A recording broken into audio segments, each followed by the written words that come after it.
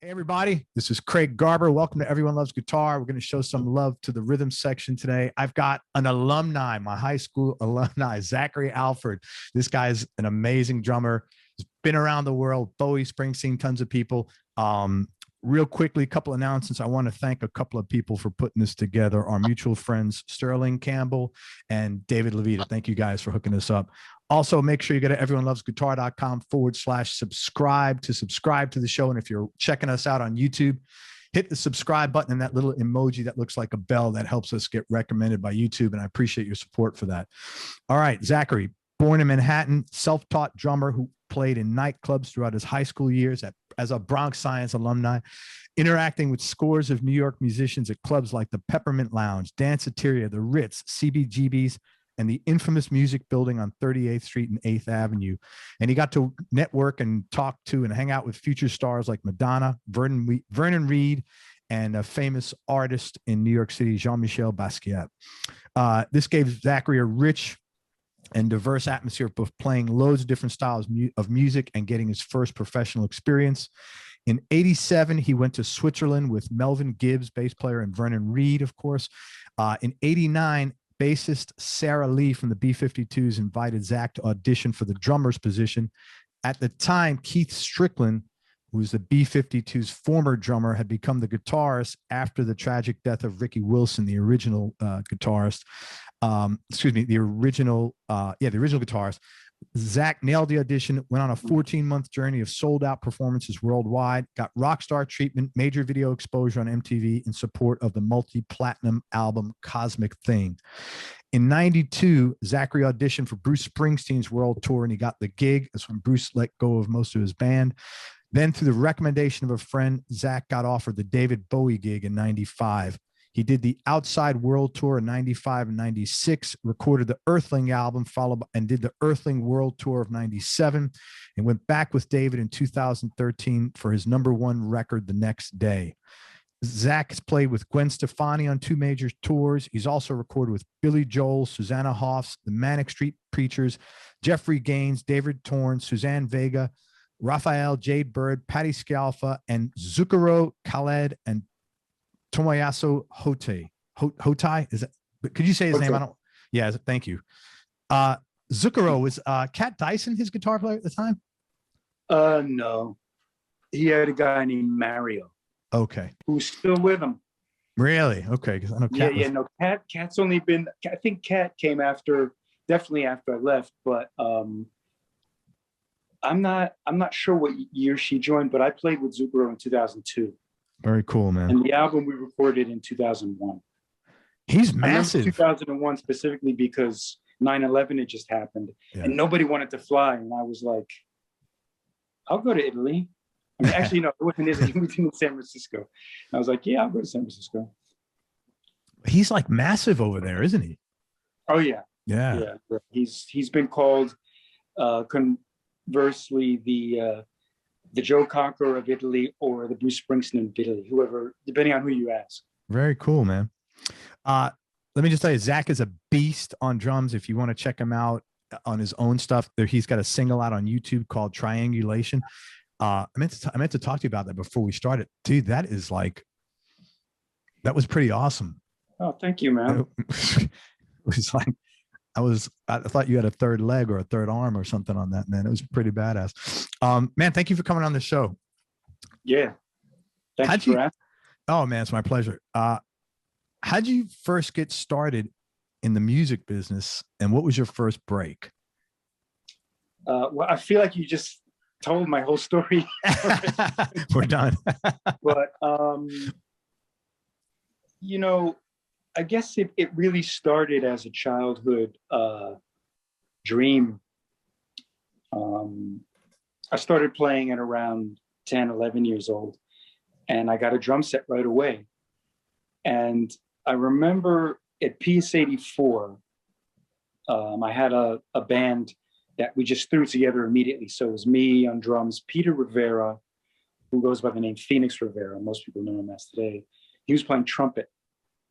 And Josh Benjamin on guitar. And we played a talent show, and we had rehearsed a little bit. I was taking lessons with a guy named Pooji Bell at the time, fantastic drummer, who, I mean, he's played with Marcus Miller, Erykah Badu, a ton of people, David Sanborn. He was teaching me stuff, and I was just beginning, so he had to give me really simple stuff. So one of the things he told me to play with, along with a record, was Donna Summer, Love to Love You Baby. Right. So just when disco is happening, and you know, it's the simplest beat in the world, boom, spot, boom, spot. But I guess he just figured you need something to just get you focused and dialed in. So you just think about your role as a drummer, holding a groove down while the rest of the band grooves on top of it.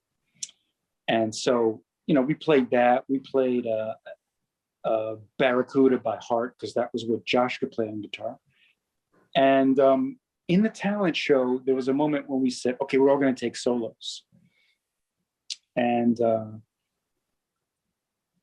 Peter took his trumpet solo, Josh took his guitar solo, and then I took a drum solo, which was just me doing whatever I could all around the kit. And after my drum solo, the whole audience gave me a standing ovation. Right on. Right in the middle. They just stood up immediately and started clapping. These are, you know, sixth graders. And it was the last thing in the world I expected. I just turned red and just sunk into my seat like, oh my God, I did not see that coming. And I think ever since then, I just thought, you know, I really like this. I'm going to keep doing it. And then, you know, what's your first break? There are so many steps along the way. Each one leads to the next one. Each one is a kind of break in itself. Each one is in a, you know, you arrive at some place. And so there are so many people that I could credit who made my journey possible, from Bill Rock, the graffiti artist who hooked me up with Shannon Dawson and got me my first gigs in clubs, to Haywood Peel, who saw me play with Shannon in Johnson & Johnson and got me hooked up with other guys, which was the first kind of rhythm section that I played in, which made me discovered by Thomas Donker, who got me even more gigs. And finally, people like Melvin Gibbs saw me and brought me to Europe. And somebody from working with Thomas Donker brought me to the attention of a producer who was working with a record recording artist named Grayson Hugh. And so that was the first time I did a tour on a major label, RCA. And all of that eventually led to what you mentioned, Sarah Lee, who saw me and asked if I wanted to audition for the B-52s. And that really threw me onto the world stage, because they did some videos promoting their world tour, and that video just blew up. It was Love Shack. Yeah. And from there on, it was just like the doors just kept flinging open. Couple of questions. Where's PS 84? 92nd Street between Central Park West and Columbus Avenue. Okay. So just for the people listening, so we went to this high school. It's called Bronx High School of Science. It's a very academic oriented high school. You got to take a test to get in and blah, blah, blah. But so obviously you're super bright. What pulled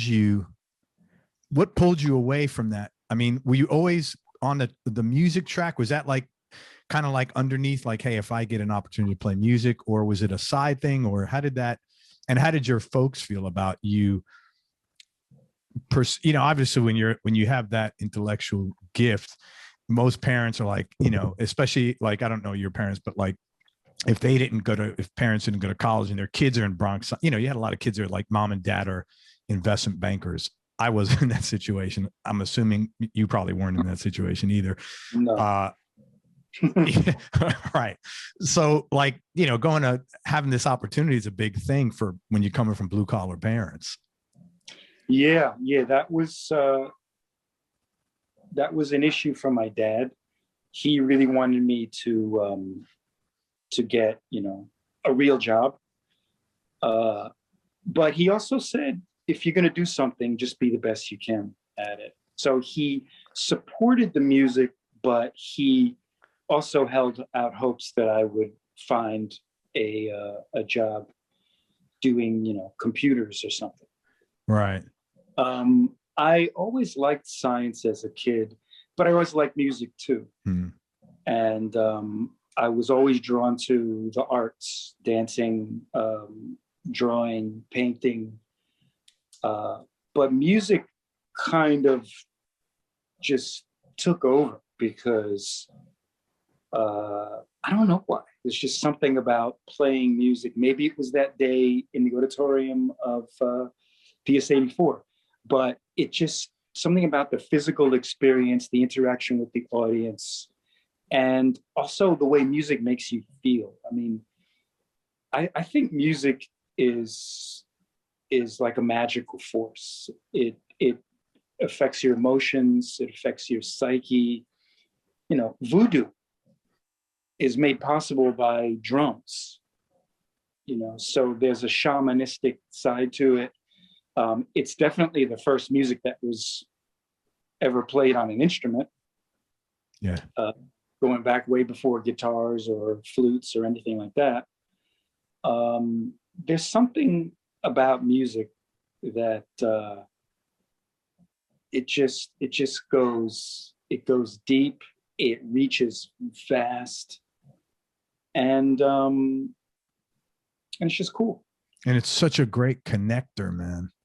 Yeah. I don't think anything connects people as readily. You know, when you start talking about music, I don't think anybody says, wait a minute, before, do you vote Democrat or Republican? I think it's just like, it's a supersedes anything else, you know, as a connecting thing, man. Yeah. But I was very into scientific things. I mean, I had a chemistry set yeah. when I was 8, and I actually knew how to make gunpowder. And so my older brother's friends used to get gunpowder from me. There's a funny story where this guy, Michael Edmonds, wanted some gunpowder, and he came over, his friend, Peter Benedict, a couple other guys. And so I whipped up a batch in my bedroom and I brought it out to him, and it was in a kind of like plastic cup with a lid on it. And it was the wintertime, so he was wearing a coat. And this sounds insane, but I swear to God it happened. And so before he left, he sat on the sofa because we were all watching something on TV. And obviously it was interesting enough that he wanted to watch too. So he's sitting there. He's sitting there with his coat on, like overheating and holding this cup. And after about, I don't know, it must have been 10 minutes or something, the thing just explodes. In his, like, while he's holding it in his hand? The lid blows open. Luckily, the cup wasn't tight enough to make it explode like an explosive, but the lid blew off. A plume of smoke came out, and there was this black, spot on the ceiling. And everyone was just sitting there like, whoa, what just happened? But I was very into science. Yeah, apparently so. So I whipped up a patch of gunpowder. I'm thinking if that should be your quote. So I whipped up a batch of gunpowder. Yeah, it's really easy to make. Well, you use aluminum powder, sulfur, and potassium chloride. There you go. Secret to gunpowder. Yeah. I had all those chemicals. I had test tubes. I had a rock collection as a kid. I was super into agate and malachite and quartz, and I had a shell collection as a kid, so there were, whelks and conches and different kinds of mollusks like clams and scallops. And yeah, I just was very into science, but I really wanted to go to music and art. Even by my junior high school, I wasn't thinking about going to a science-based academic school. I wanted to go to music and art. and all my friends went to music and art. Yeah. So the fact that I didn't get in broke my heart, but I didn't, because even though I was more into music than anything else, I was into it from a very much self-taught place, like you said. So when I came to take my entrance exam, I didn't have prepared music that I could play. I didn't have ear training. I didn't have all these things that they were kind of looking for. And even though I was really comfortable on the kit and could keep a beat and could do all various flash and pizzazz, they weren't feeling me. And luckily, I was in a very advanced program in junior high, which prepped us for the science schools. Right. And so I knew how to take that test, and that's why I got into science. Yeah. Had I not been in that program and prepped, there's no way I would have passed that exam. Yeah. But I did. And too bad I didn't do the same for music. Well, you did all right, man. Most people would love to have half the career you've had. So I think it worked out, bro. Talk about, you played at some very cool clubs, some of which are not around anymore, some of which are. Talk about maybe one or two cool encounters or experiences you had playing at some of those legendary clubs down in the city. Yeah, those were fun days, and I definitely credit working in those clubs for getting my foundation together as a performer. But it wasn't necessarily the clubs where I ran into people. The scene was much bigger than the clubs. But one club that I played in where there was somebody of note was a place called Tin Pan Alley. And I was playing in a band called the Lovesleys, which was fronted by Ivan Julian.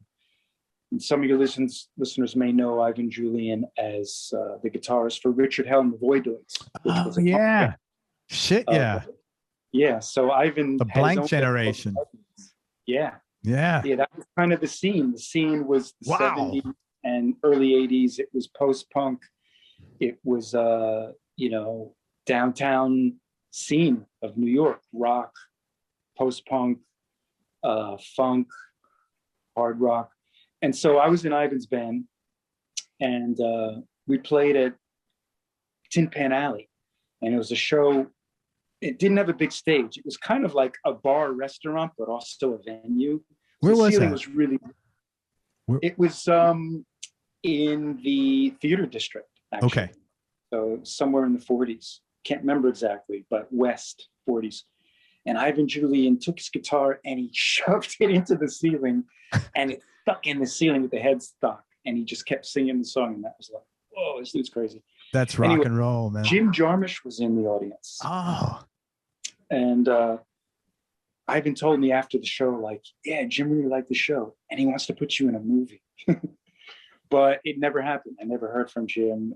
So, Jim, what happened, man? I'm Jim, here. We're waiting, man. Here you go. Still waiting for that. Here you go. You probably don't look any older than you do now than when you're a teenager, man. I'll tell you, you look good, man. You probably haven't aged much. So he could get you right in that same role. There was another guy who, again, you mentioned him in your soliloquy about me, Jean Michel Basquiat. I have some memories of hanging out at his house and going to Chinatown at like 2 a.m. with him and the band that he was kind of backing. He was sort of like the financier of a band we had called Word, which was me, Hayward, P on bass, Pablo Calogero on saxophone, Steve Bernstein on trumpet, Adam Rogers on guitar. Oh, that's interesting. Yeah, you might know Adam's. Yeah, I had him on the show. He's an amazing, he's an incredible guitar player, man. Yeah, so we were in Word together with Pablo. You know what? He mentioned that band. That was well, you guys used to, did you play outside? Was that the band he dressed up as a hot dog one time or something? We did play in the street, but it had nothing to do with that band. Okay. But yeah, no, Adam and I had a long history playing together.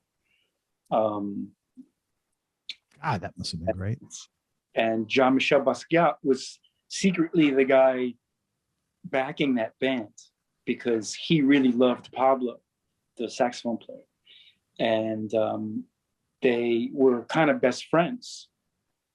And he wanted Pablo to do a band that had saxophone and, also electric instruments and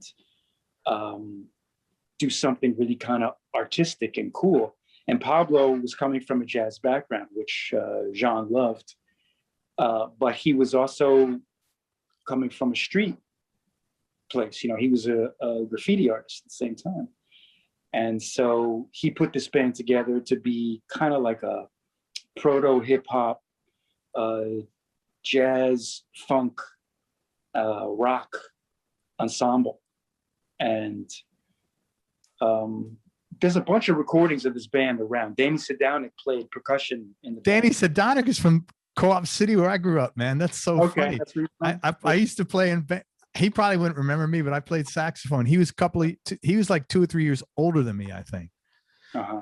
Yeah, and he was in and then because Tony Lewis took his place. Mm.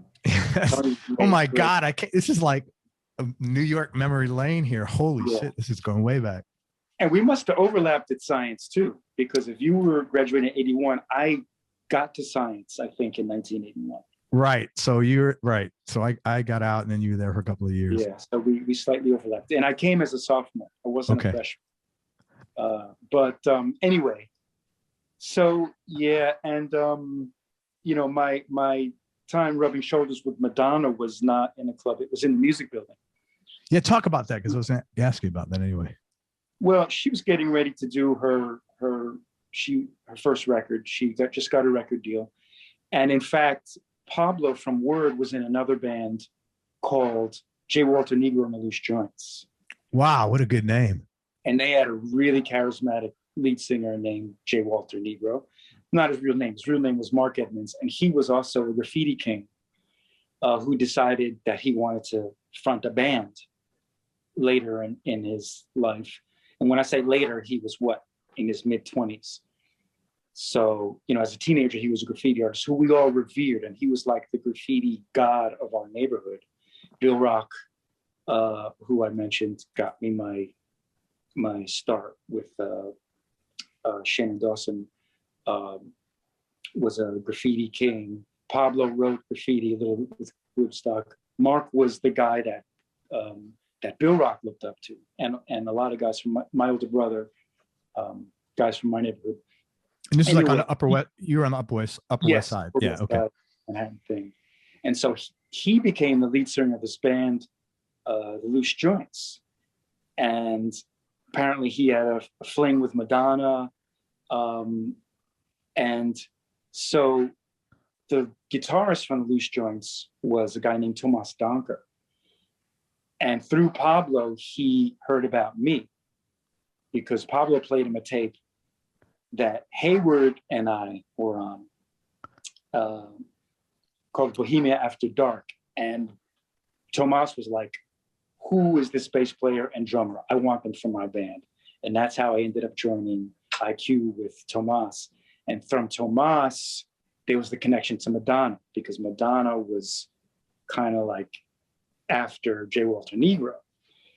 And so, everything's just intertwining and it's all this crazy incestuous scene. And so Tomas and I auditioned to be in Madonna's band. And so we go into her room in the music building.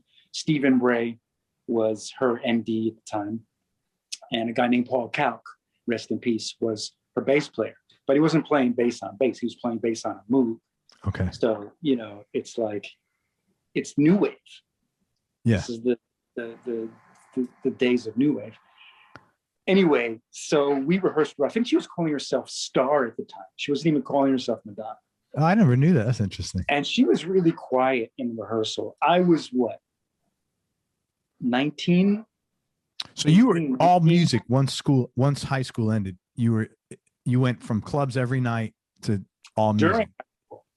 I was barely even involved in high school. I was playing in clubs the whole time when I wasn't running around in subway tunnels. And so, it was just one rehearsal. She, for whatever reason, decided to not even have a band. And then for a long time, she was just doing gigs with a track. But eventually that record blew up and she had to get a band. And she ended up with Jonathan Moffett from Michael Jackson fame. Wow. Interesting. Did you bump into, you sound like you were doing a lot of projects similar to a guy named Jonathan Marin. Oh, no. Bass player. Mm-mm. Yeah, he was doing like a lot of like funk / hip hop / all this kind of like and / jazz, very just cool experimental stuff down in the Village at times. Yeah. It's a New York City cat. Didn't run across that guy. Huh. Okay, so what were some of the challenges that you had in sort of developing, the hustle? What were some of the challenges in the hustle for you to get to keep I'm not a moving? hustler. I've never been a hustler. Okay. Everything just kind of fell into my lap. And I guess instead of being a hustler, if you don't have that, what you probably need is a nice personality. Right. And that seemed to be what got me where that, and some talent and some chops. Yeah. But it was really that people who met me just felt like, oh, they wanted to hang with me. Yeah. I've never had that hustling muscle. And so whenever times did get a little bit, tough, I didn't know what to do. The phone just always rang. And people always came to me with offers. I never really said, hey, I'm your guy. It was always like, Melvin Gibbs coming up and saying, I'm going to Europe. Do you want to come? Grayson Hugh coming to me. Sarah Lee saying, hey, do you want to play with the B-52s? Jerome Smith saying, do you want to, you should be in my band Body Bag. All these, it was always people coming to me. That's great. And that's not uncommon at all. Because it's like some people are hustle, some people are not. And most of the time, either way, things seem to fall in people's laps in the music business. But the biggest challenge for me would be not rushing when I play fills. That was something that, you don't realize it when you're doing it. A lot of people like to, some musicians will sing the praises of speeding up a little bit. It makes the music exciting. I never really was an endorser of that. I was much more attracted to the guys who could really hold it steady and just keep it rock solid. And I believe that there's a kind of force that builds up when the intensity of the music is increasing, but the tempo doesn't. Yeah. I think it's even more powerful than when you speed up a little bit. I mean, yeah, if you speed up a little bit, that's fine. But when you don't speed up, to me, that's even stronger. And so that was something I had to develop. And actually, some of my first opportunities were missed, and I lost them because I didn't know how to, keep my tempo totally steady while I played fills. And so I went and I had to work on that. And working on it actually wasn't something I could solve overnight. It took years. To realize actually how bad the problem was, and to really apply myself to figure out what I had to do in my body to stop it from happening. What were the things that you came across that allowed you to do that? Or how did you, the stick-to-itiveness, what helped you to fix that? Well, playing to a click definitely helped. Yeah.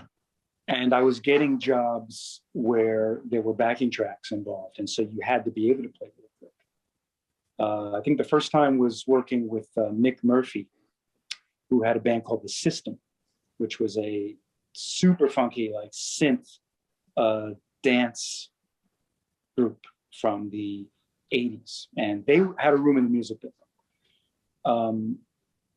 I eventually got a gig with him, and I had to play with these backing tracks. And, it was a challenge because here you are trying to play with this click track. And when you don't have a lot of experience with it, you just hang on by the skin of your teeth. The more you do it, it's not like there's any magic formula. It's like learning a language. You just have to do it. And one day something clicks and you suddenly realize, wow, I'm not making the effort that I had to anymore. Or more specifically, you suddenly hear it. It's like when a language, suddenly you realize people are talking and you're not having to think about what they're saying. You just suddenly are somewhere putting things together in the back of your mind. And even if you don't necessarily hear and know every word, you understood what they said. You're like, wow, I just understood that. It's kind of the same with playing with a click. Your body has to get to a place where you're no longer fighting to keep it on tempo, but you're just relaxing and realizing that you're not in a rush to get anywhere anymore. Are you pretty, were you patient with yourself in that process, or were you pretty demanding of yourself and like put a lot of pressure on? It's a funny thing because I was pretty happy with myself. And that's largely because until you hear it, you just can't hear it. Right. It's something called the Dunning-Kruger effect, which is people think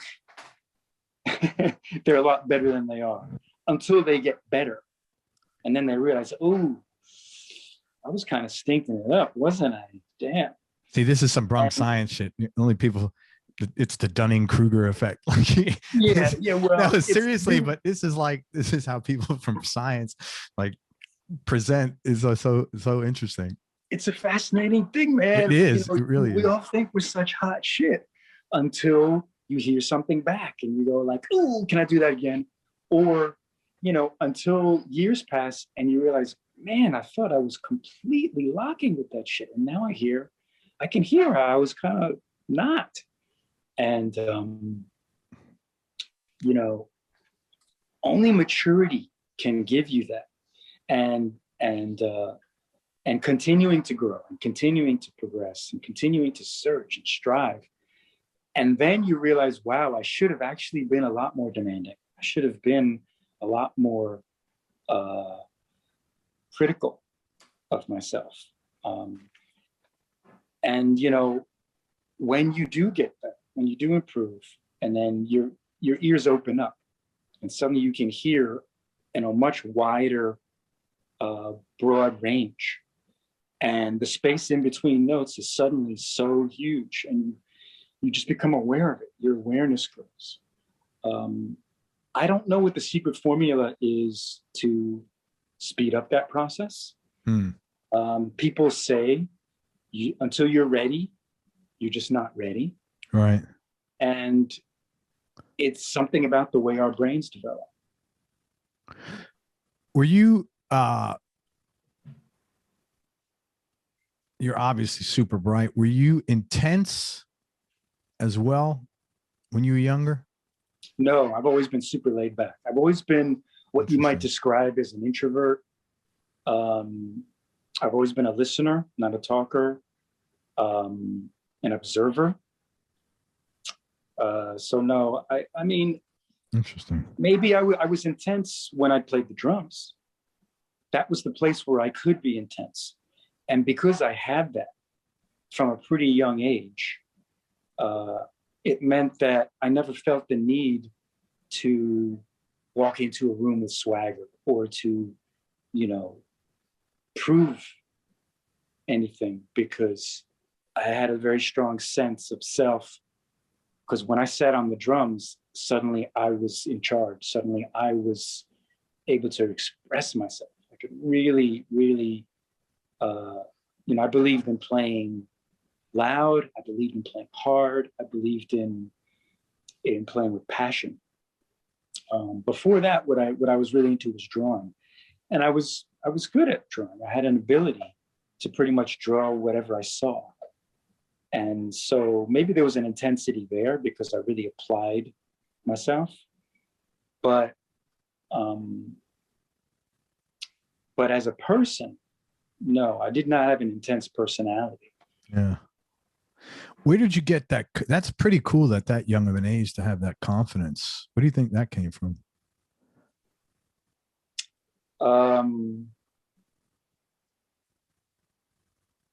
That's a good question. What makes you think, oh, I'm good at this? First of all, you just enjoy it. I really enjoyed drawing when I drew, enjoyed painting when I painted, and I really enjoyed making music. And I definitely thought I was really good, even when I wasn't, even before I was really good. But people also seem to think I was really good. As I say, immediately I got these reactions from other people that reinforced it. That standing ovation, that always being asked to join a band or play, or it just kept reinforcing the fact that I must be doing something right. Well, I think when you said I just enjoyed it, man, that seems to be the magic with almost everything, with everybody I speak to. It's something like when something's pure within you, and like, it just seems like things tend to work out much more often, and the universe supports an honest place. Yeah. It comes from an honest place, and the universe seems to support that as well. Yeah. You're going with the flow. You're vibrating sympathetic with your surroundings. Yeah. Thank you, man. That was really great. Okay, so I'm gonna bring up some names. If you could talk about Zach, how you wound up first connecting with them, and a cool or interesting story about working with them. Let's start with Sarah Lee and the B-52s. Okay, well, Sarah was the bass player with a band called the Raging Hormones. What a great name. I was about to say Screaming Headless Torsos, which is another. Oh, that's Dave Fuszynski. Yeah, and Sarah had played in Gang of Four, Robert Fripp. She was already a badass, and the Screaming did it again. The Raging Hormones, were Steve Jordan and Charlie Drake. Good Lord. Yeah, good Lord, exactly. They had her as their bass player. And Jerome Smith, who was the bass player of Body Bag, band that I was in, knew Steve and knew Charlie and knew Sarah, and had this crazy idea of, hey, we're both trying to get our bands off the ground here, because even though the Hormones were an all-star band, as the Hormones, they didn't have a record deal, and so they were trying to make that happen. Body Bag was trying to get a record deal. And so we started to play these after hours gigs together in a place called the 308 Bar, which was right across the street from the music building. Okay. And some nights the Hormones would play first, and then Body Bag would play. Some nights Body Bag would play first, and the Hormones would play. And we would watch each other's set. And Sarah just came up to me one night and just said, you're a fantastic drummer. I just finished doing this record with the B-52s. And we need a drummer because Charlie can't do it. He recorded on Love Shack. He recorded on Bushfire and Junebug and a bunch of songs on the record. And they asked him to do the tour, and he was like, y'all can't afford me. because he was already a star, right? And you know, the B-52s were the B-52s. They were the pre-Love Shack B-52s. Yeah. So they weren't like, you know, mega pop stars yet. And they didn't have a budget that would bring Charlie out on a road with them for 5 weeks. And so they were looking for someone like me, young, fresh, you know, waiting for a break. And that's how I met Sarah, just from those nights hanging out and, you know, going back to Steve Jordan's house after the shenanigans and creating more shenanigans and watching videos and just talking smack. And, you know, it was a really cool time, because here I am getting to be at the feet of Steve Jordan, you know, listening to him drop these pearls of wisdom, with Charlie Drayton sitting on the other side of me, you know, dropping further pearls of wisdom. And, you know, it was just a cool time. This is like late 80s, 88. When you played after hours, what time did something like that start and what time did something like that end? Oh God, I can't remember exactly, but it was, you know, the 11 to 2, 11 to 4, 12 to 4 kind of thing. So it's like breakfast and then. Yeah. That's cool, man. Very cool. Talk about Springsteen. How did you connect with him and that whole project, and maybe a cool story about that event? Well, that came pretty much after the B-52s. So working with the Bees was another dream come true, because I was a fan. You know, those were the records we danced to in high school, right? You remember the 80s. Absolutely. And so the success of that tour was so massive. I mean, that's the platinum. That's the platinum. Multi-platinum. Give me, but you know what? Let me back up. Give me one Rockstar moment from that experience that was just like blew your mind. God, there's so many. Have at it. Have a bunch, whatever you like. Okay, well, here's one. When we played Earth Day, 1990, it was in Central Park, and there were the 4 principal members of the band: Cindy, Keith, Fred, and Kate. And then there were the backing band: me, Sarah Lee, and Pat Irwin. So Pat's playing second guitar parts and keyboard parts. Sarah Lee's playing bass, I'm playing drums. But we couldn't all stuff ourselves into one limo. So we had to have 2 limos. And so to get to the stage in Earth Day, we're driving into Central Park, and the park's closed down. It's filled. You know, they guesstimated there were 1 million people there. There are at least, you know, several 100,000.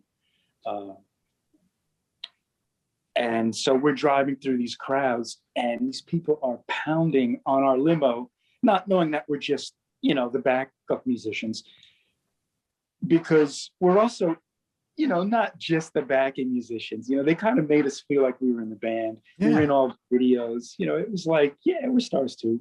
But yet and still, I'm pretty sure that people weren't sure that it wasn't Fred or Kate in the limo. And they're just pounding on the windows and climbing all over it. You know, we can barely get to the stage, and we're just sitting in there like, man, this is surreal. So that's wild. Another great one with the Bees actually was, and very similar, was in Spain. We were playing a gig, or actually on the way to a gig. And,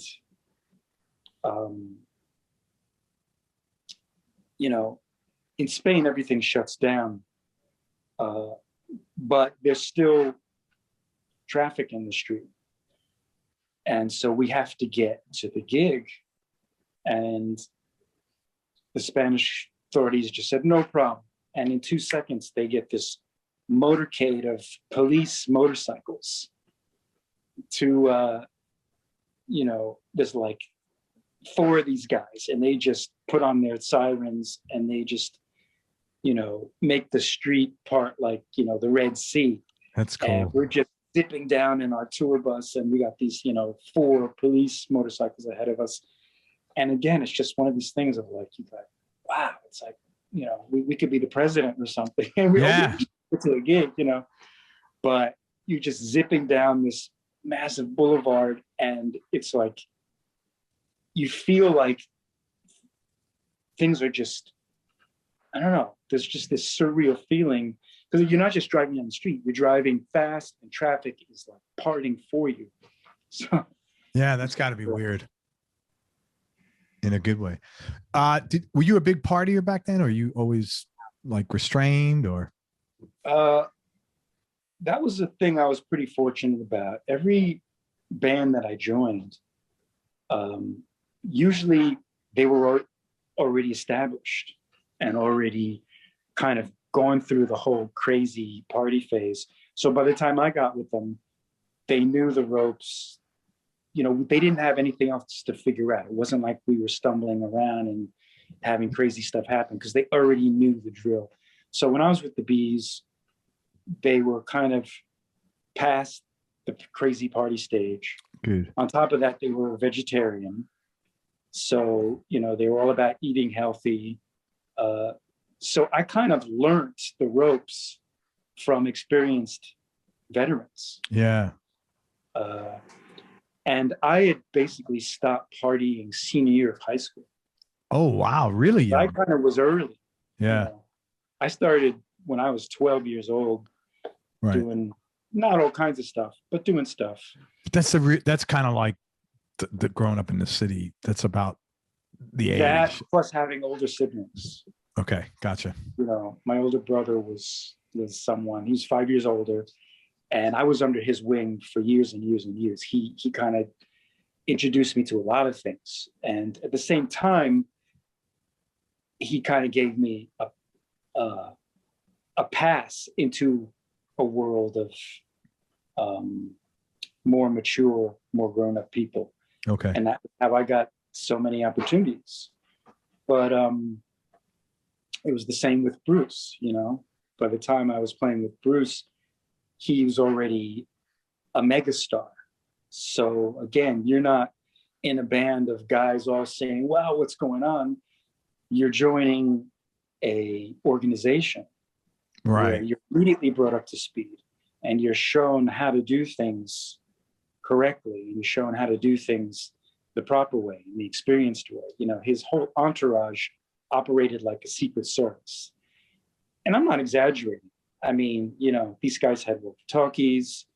Everywhere Bruce went, it was already staked out beforehand.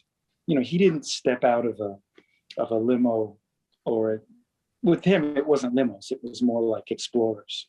Right. He didn't step out of there and, go into a restaurant and just hope that things were cool. They knew the back exit. They knew which table he was going to be at. They knew who was in the place. They knew who was in front of the place. The same with Hotei in Japan. When he rolls up to a restaurant, the owner of the restaurant is out there bowing. The whole deal. The place Gwen Stefani is going to sit in the club is roped off. These were the kind of situations I was introduced into from the beginning. So that was actually really fortunate. Yeah, it was super fortunate for me. Yeah. Like, I didn't have to worry about guys with drug habits, right? Alcohol habits. It was like, and as I say, I had stopped partying. Yeah. So for my whole decade of, mega gig after mega gig at the 90s, I landed with people who had their feet on the ground, who had their focus, straight. And it was just nothing. It was all about just the music. There was nothing else but the music. And luckily it was amazing music. So it really, there was nothing to distract us. I mean, there was drinking. We all drank, but no one had a problem. Yeah. And I can't, after like you know, 3 vodkas, I'm done. Oh, dude. I just don't have feel the you on that. constitution to like kill myself. I can never understand people who would just punish themselves. Like, I was like, dude, how can you do that? No, I'm the same. But, you know, I I'm a love lightweight. beer. I loved wine, and I like a good, you know, gimlet or a good martini, you know, or a really nice margarita. That's all. It's all good fun. Yeah. But that's another thing.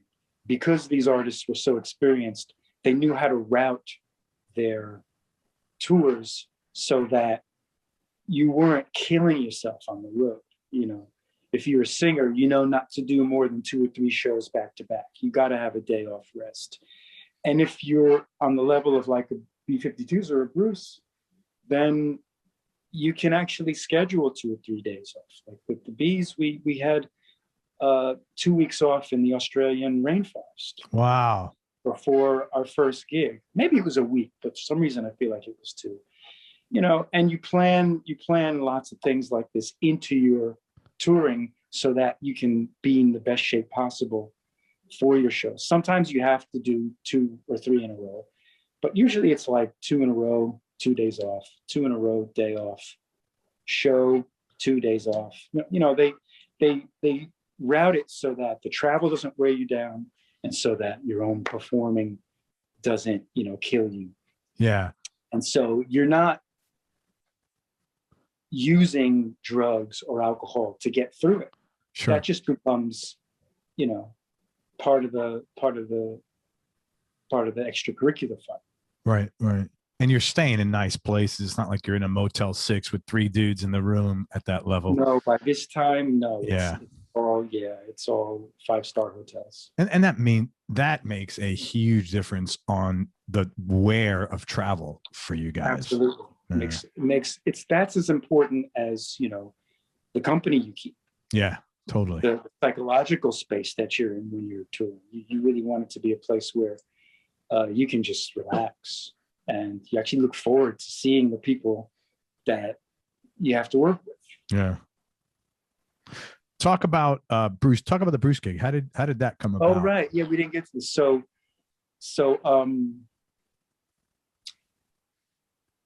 after the Bees, it was such a high-profile gig. That people started to recognize me from videos because I like you'd be walking down the street and people would 3 of their videos. You know, not crazy. But yeah, every once in a while, someone would say, "Hey, you're the guy from that video," and I had to sign an autograph. It's a lot more, you know, prevalent on tour where you're staying in a hotel and the fans are around the hotel. You're going to the venue. The vans are all over the venue. But even off tour, occasionally, yeah, I would get spotted. But it also meant that I was in a kind of echelon where the phone is now starting to ring. Great. And I got a call from a woman named Debbie Gold, who is a kind of fixer for musicians. You know? Rest in peace. I love that word. I love that word. But she called me saying Bruce is putting together a new band. And I heard through the grapevine that Steve Jordan is the one who actually gave her my name. Okay. But she was someone that Bruce trusted because she was kind of like, you know, ear to the ground, finger on the pulse, not just an agency, but a person who he thought would be able to give him, you know, something that would be right for him. Someone who understood Bruce, understood his needs. And so she called me and said, "I'm about to change your life." That's how she. Pretty much, yeah. Dude, I'm waiting for that call. I'm waiting for that call. That's cool. You know, and this is after coming off of a world tour with the B-52s. I was like, really? Yeah, really. And so it was an audition scenario. That was a thing where I had to fly out and audition. And Bruce was listening to dozens of drummers. Where was the audition? I did it at a place called Crystal Studios in LA. Okay. A very old studio. They had amazing records on the wall: Earth, Wind & Fire, Jackson 5, Stevie Wonder. Really cool place. Yeah. Old Neve board. And so we were auditioned in the live room there. Did you have to play Bruce songs to audition? Or was it? Yeah, we get in there and he plays stuff from his new record, which was the Lucky Town Human Touch record. And I'd listen to it, make a chart, and then we'd go in and bang it out. And I had to do that several times. I came back, my memory is 5 times. Wow. Before he settled on who the band was going to be. Wow. That's a lot. Yeah. I wonder what, interesting. I wonder if he had like a lot, was there just like a couple of you guys in the running that he needed to hear again and again, or like a bunch? It was different combinations. He wanted to hear me with different bass players. Okay. Different guitar players. 5 times. Wow.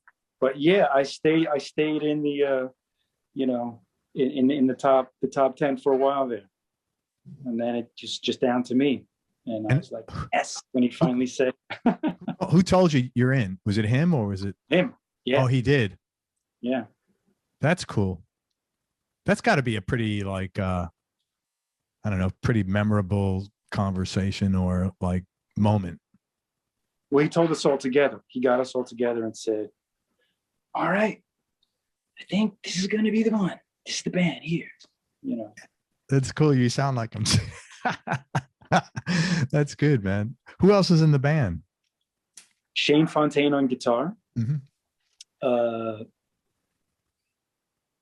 As I said, Roy Bitton from the E Street was on keyboards still. Tommy Sims on bass. Amazing, super talented singer, producer, player. And so that was the band initially. Later on, after we played Saturday Night Live, he filled it out and he brought in some background singers. And he brought in Crystal Taliaferro. Oh, she's great. Yeah, and she played guitar, saxophone, and percussion. And so that became the band. Very cool, man. Any funny stories from that era?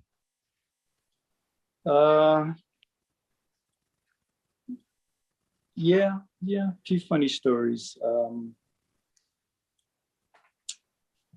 I don't know. There was one, being late for a sound check. It's not so funny, but when it's Bruce Springsteen and you're late for a sound check, it's kind of like everybody goes, oh, you don't want to be late. Not that he's going to come down on you like a ton of bricks or anything, but it's a job that you don't want to screw around with. Yeah. But I was in LA and I didn't understand so much LA traffic. If something's 5 miles away here on the East Coast, that's like, okay, that's a 5-minute drive. Right. But in LA, 5 miles is like, 40 minutes. Yeah. And I rented a car and we had a sound check, okay, be in the lobby at 3:00. So I'm like, okay, I got plenty of time. I'm going to go out and drive to Sony Music and visit my friend, Randy Jackson, who was A&R at Sony at the time. And so I drive out there, live in the LA moment, rent a car, rent a nice Mustang convertible, drive out Highway 1, and I'm hanging out at Sony Records with Randy. And then it's probably about 2:00, 2:30. I say, yeah, I better head back because I need to be in the lobby at 3. And that traffic just killed me because by then it got a little gnarly. And man, I'm thinking, oh my God, I'm not going to make it. I'm not going to make it. What am I going to do? And so I finally arrived at the venue, which was the LA Forum. And, you know, you can't just walk in the front door. Yeah. When it's sound check time, the doors are chained, you know, the side entrances are chained, everything's chained out. You got to go around to the back where the buses are pulling in, you know, and it's mobbed with fans, and that's gated.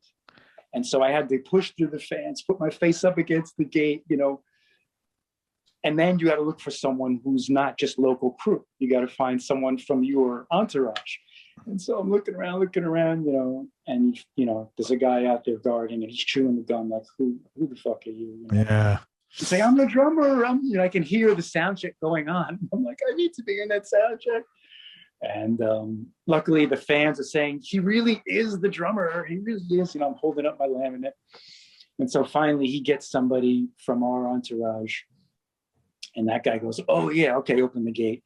And so I get in, and Crystal's on drums, and I'm like, okay, I'm trying to sneak in, and you know, Bruce is turned around, so he doesn't see this. So Crystal gets up off the drums, you know, at the end of the song, and I try and sneak back in on the drums before Bruce notices, and he turns around and he sees me getting on the drums, and I'm just like, what can you say? You know, it's like, and he comes back around, and then counts off the next tune, and there we were, and everyone's like looking at me like, dude, don't do that again. Yeah, but he was cool. Everything was, he didn't make a big I never heard anything about it. Oh, that's good. Yeah. No. Yeah. Talk about Bowie, you know, and he's the one of the few guys, and I've had a lot of his band on this show. Everybody loved that guy, man, and nobody had, I mean, just that he was just such a class person and like a really unique human being. A unique human being. Yes, absolutely. Absolutely. That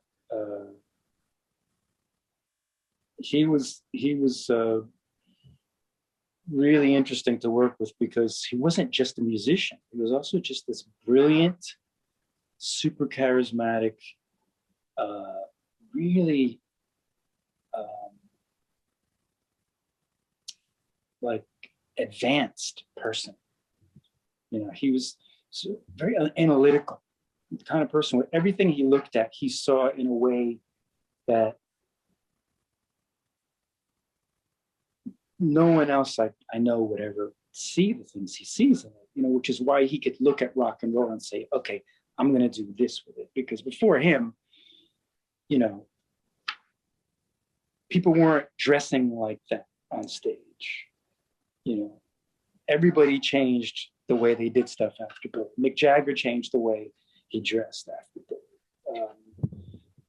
You know, before, you know, Marilyn Manson completely modeled his whole image, you know, and not just on like a single Bowie thing, but he even went through all the Bowie stages, starting with, you know, the one different eye, to the red hair, to, you know, the wearing androgynous clothes, you know, and then even going as far as to, I remember the day I saw this image of Marilyn Manson naked, but with no genitalia. And I just thought, oh my God, he's even copying that from Bowie, because that was the Man Who Fell to Earth, of course. You know, I think Prince was inspired by Bowie. I think, I mean, every band in the new wave era, you want to talk about Duran Duran, ABC, you know, The Fix, the list goes on and on. And then the ones who didn't necessarily copy him, but revered him anyway. He was such a huge force in music. Yeah, it's just, what can you say about the guy? Yeah. Because it wasn't just that he was this amazingly striking person. He also wrote incredible lyrics. Oh, he just wrote great music, man. You know, and then not only did he write great music, but he understood that he wanted to have great bands. And so he had several, you know, because a lot of guys can copy his look, or even try and copy his flamboyance or his voice or whatever. But you can't copy his bands, because Right. I mean, you just go down the list of, you got Luther Vandross as your background singer, you got Dave Sanborn as your saxophone player, you got Adrian Belew, you got Stevie Ray Vaughan, you've got, I mean, the roster of guys who came through there, it's a who's who of stars in their own right. Yeah. You know, take any band you want that you think you can compare to Bowie, and you say, okay, did he have a Mick Ronson in that band? Is there someone in that band that you could compare to Dennis Davis? Right. Know? Like, you just can't. And then, you know, his acting career. So before I go on and on and on and just keep talking about the guy, he was just an amazing, great guy to work with as well, because he really liked things to be fun. He liked people to be creative. He liked to keep it interesting. He was very cool about, very fair about giving co-writes as well, because I've talked to so many people that played for big artists and they weren't as fair, or they always had to be on the co-write, even if they weren't on, you know what I'm saying? And he was really good with that. Well, he was when I worked with him. Yeah. I can't speak for all the years before me, but he said something really funny to me once. He was a big fan of Nick Parks. So who's, I don't know, Nick Parks. He's the guy who does the claymation. Okay. You know, Yeah. like Wallace and Gromit. Totally. Yeah. That's Nick Parks. Okay. And Bowie loved that. And he had this tape we listened to on the bus once. It was a tape of him, like, high off his gourd, chatting with Lou Reed and I think Iggy Pop. Just a tape of them sitting around talking, because he had tons of that kind of stuff. He had tons of tapes of just conversations, tapes of everything from, you know, East Ainge and gamelan players to, you know, throat singers to whatever. He just collected stuff. So we're sitting on the bus one night listening to this cassette of him and, you know, Lou Reed and Iggy Pop talking about just crazy stuff. And I said, he said, I don't know. I don't know what I'm ever going to do with this. And I said, you should have Nick Parks do an animation of you guys talking. But the thing that's so great about Nick Parks is that he doesn't do, you know, cartoon voices for things. He has normal people voices talking in everyday mannerisms, but then he animates claymation to it. And it's so funny because they talk like real people. And I said, you should do a Nick Parks animation to this. And he said, you know, that's a great idea. That's worth a point. Of course, nothing ever happened to it, but that speaks to what you're saying. Yeah. And want to give credit where credit's due. I know that all the people on the outside record all got author credits, and those were jam sessions. So, well, even like, and I only using this as an example because he's coming on the show in a little bit. Carlos Alomar, he co-wrote Fame. Yeah. That's a big co-write, man. That is a big co-write. And, you know, that was an afterthought to that album. I know because I read Tony Visconti's book. Okay.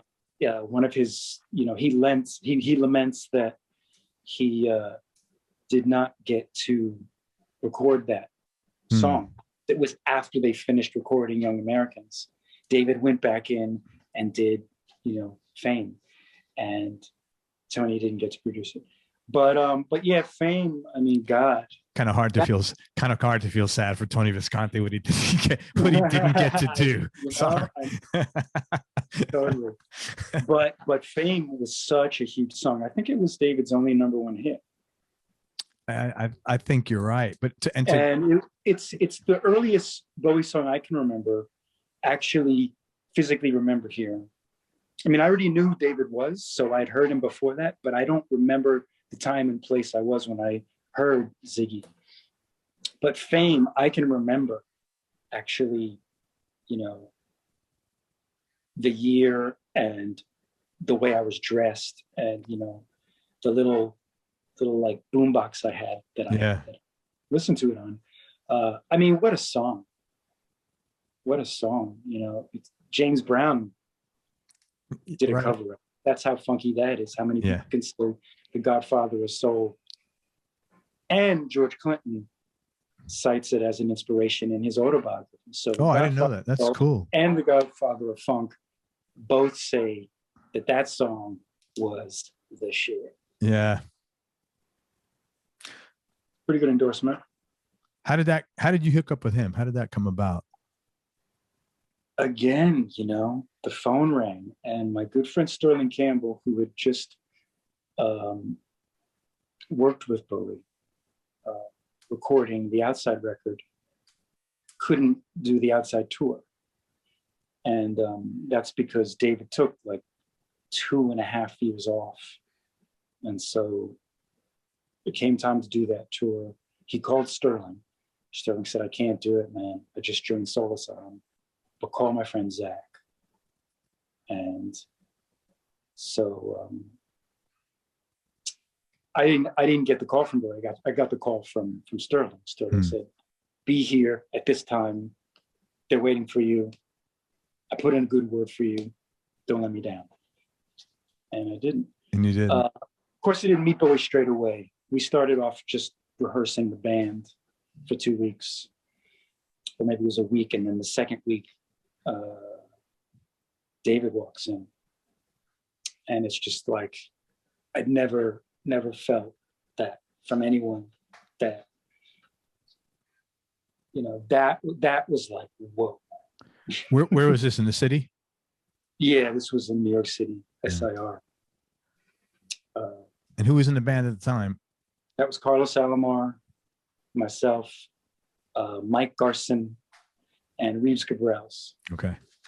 And then the newbies, me, Gail Andorsey, and Peter Schwartz.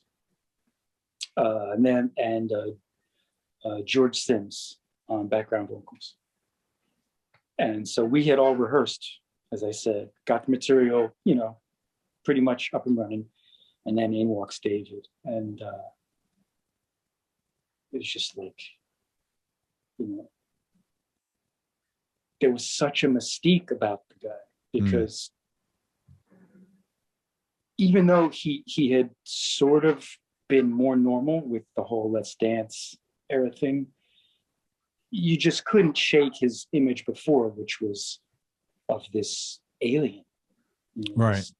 This completely other type of being, who, not just an alien, but he was also, I mean, you know, people talk about being intimidated or frightened by images they saw as a kid, like Kiss, for example. You'll always hear guys talk about, when I saw Kiss, I just, you know, it scared the shit out of me. And it's like, the only image of an artist that ever frightened me was that picture of David from The Man Who Sold the World, where he's holding a guitar and his leg is up in the air and he's looking at you like he's getting ready to, you know, kick you in the face or something. I mean, he was just such a intense personality, you know, that I just didn't know what to do when I met him. But, you know, right away, you see that he's a very down-to-earth guy, and he makes you feel at home. Did he tell you got the gig? Oh, no. I already had it. And we rehearsed for a week by this point. Okay. Because he didn't want to do the whole, you know, sitting there and rehearsing. That just bored him to tears. Not rehearsing, but auditioning. And so Sterling, deal. So Sterling's recommendation said, "Hey, this is your guy," and done deal. Me who to use. Yeah, I don't have to think about it. Great. And luckily, I had, you know, the experience of working with already being on two world tours with two major artists. So yeah, that probably helped a lot. I'm my way around. Awesome. Funny. Tell me a funny Bowie story, or a funny experience, or a cool experience you had during that time.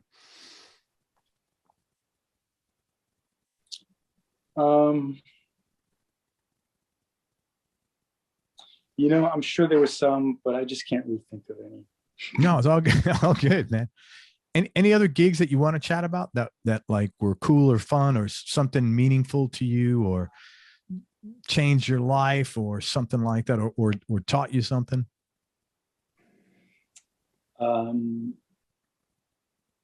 Well, I think it's really great to work with bands and go around the world. But I think if you get a chance to work with an artist from another country, that's an invaluable experience that widens your horizons and just really changes you as a person. And for me, that was working with Tomoyasu Hotei, because well, you know, it's Japan. You can't really get any farther away from the West and from New York than Japan. And I've been to Japan twice before I worked with him. I went there first with Mick Murphy of the System, and then I went there with Bowie in '96. System was '91, '96 with Bowie. And with Bowie, we were there for 3 weeks. So it was a nice little jaunt. Yeah. But it's nothing like being there for 3 months. What kind of music was Hotei? Well, I would call it J-pop, but it's not really. He started before J-pop really was a thing, because he's from the '80s. And his band, oddly enough, called Bowie at the time, Bowie was a very new wave kind of pop band. But if you could imagine, say, Duran Duran, but with a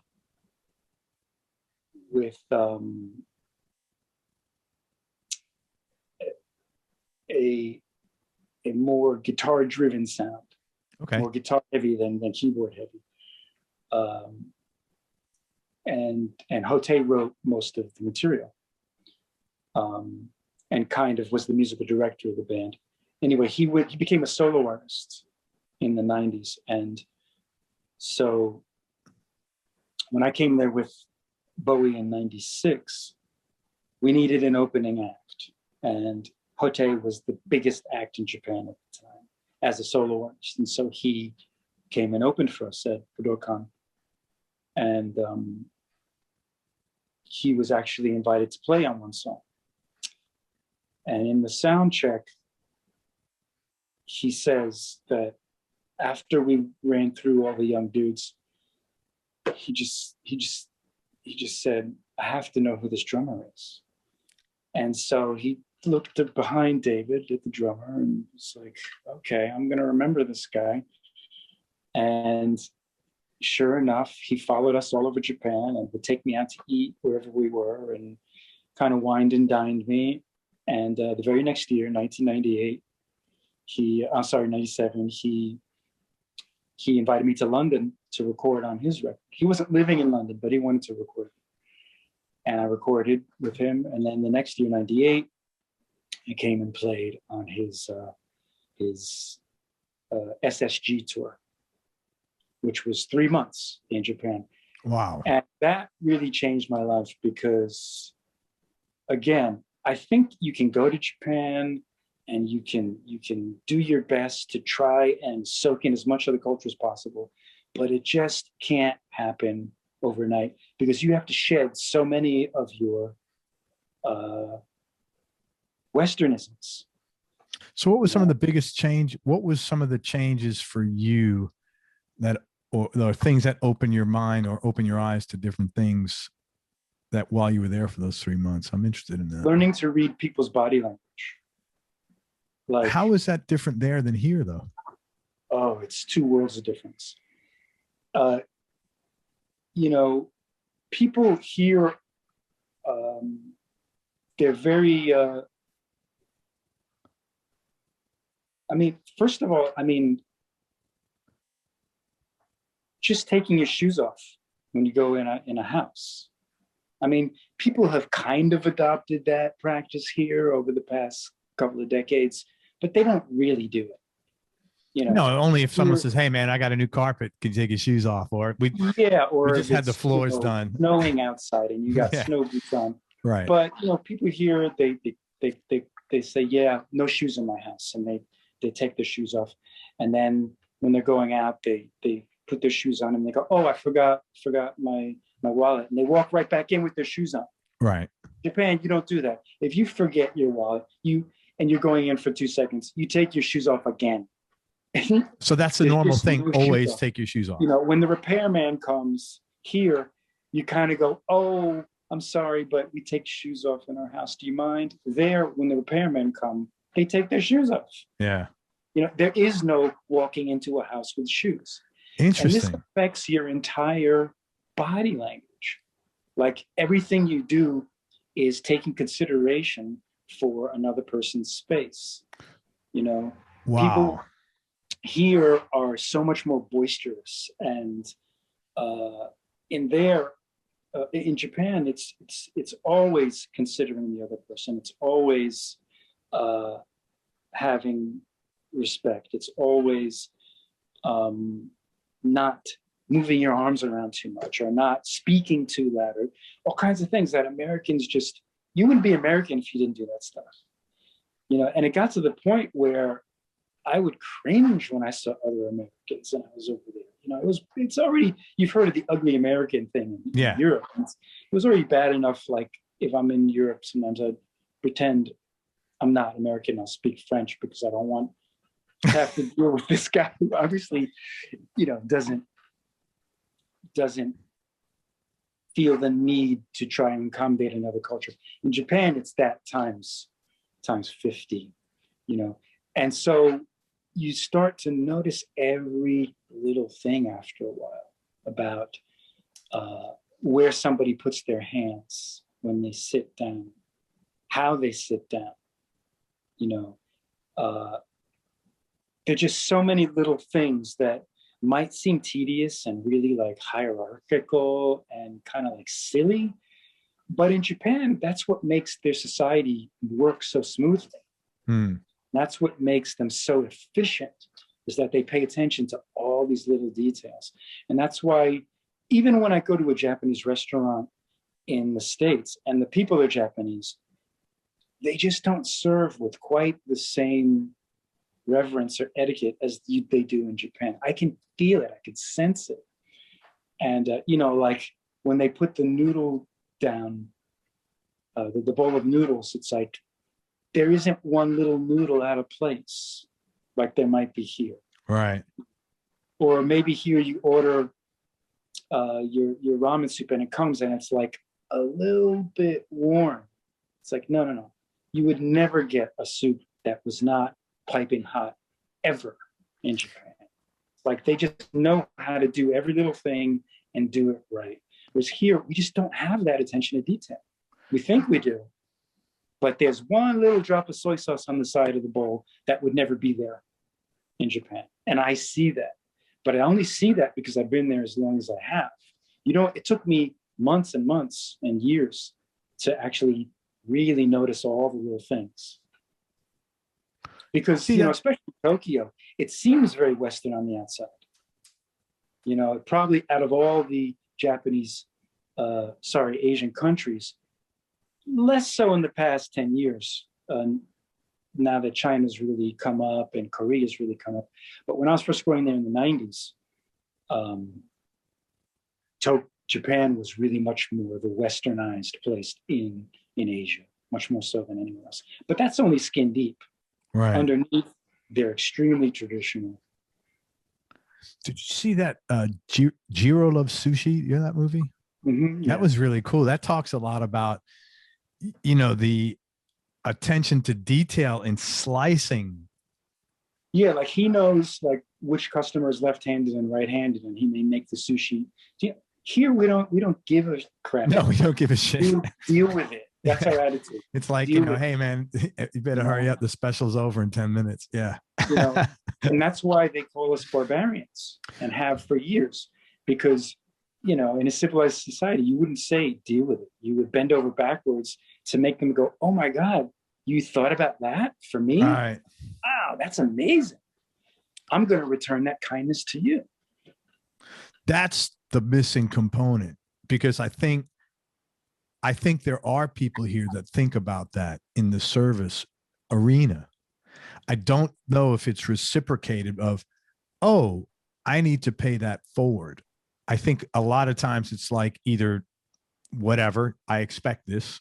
I'm not like that, but that just seems to be the prevailing attitude. Like, I expect this, or, oh, you're providing good service. Cool. But there's no sense of, hey, this is a cool thing. I need to do this, not in my business, but in my, pick up my neighbor's paper, whatever, in my life and well, that's where I think it falls apart. Well, when you're there, you realize after a while, wow, the hairs on my neck are not standing up anymore. It's because when you drop your wallet in a taxi cab, you can find it again. It's because if you leave your bike unchained, it's not going to get stolen. Yeah. And after a while, you just relax and you just go, man, this is civilized. This is the way it should be. People shouldn't be looking at every chance they have to, stab someone in the back and get a leg up. It's like, instead, everybody's helping everyone else. Right. And it feels good.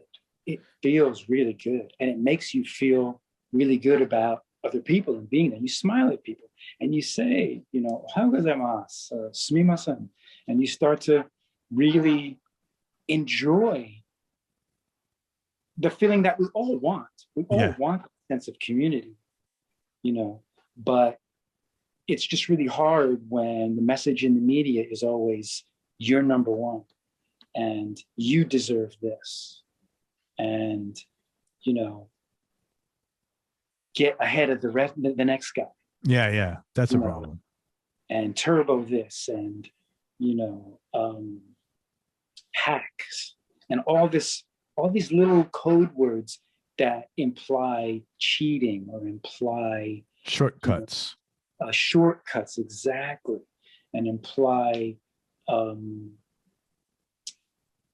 just getting something that the other guy doesn't have. It's like, and at the same time, making you shaming you for not looking good or being overweight or not having a late or whatever.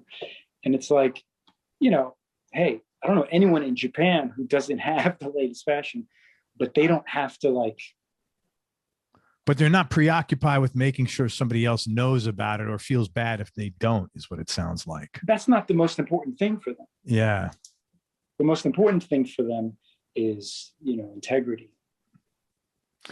It's interesting. I know you've seen these things because you're a New York guy.